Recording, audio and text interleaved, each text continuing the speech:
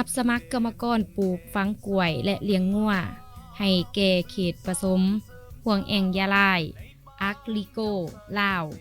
บริษัทลงทุนและผลิตธุรกิจกสิกรรมภาคใต้ลาวจำกัดผู้เดียว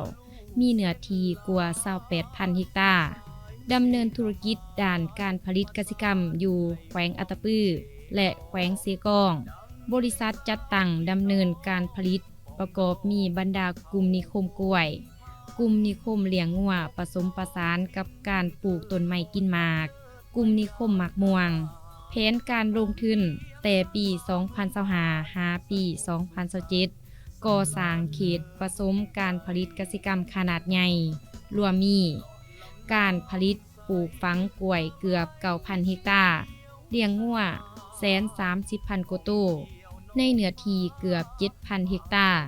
สมทบกับการปลูกต้นไม้กินหมากชนิดอื่นๆต้นหมากม่วง 1,000 เฮกตาร์หมากส้มโอ 3,100 เฮกตาร์การผลิตปลูกหญ้า 2,800 เฮกตาร์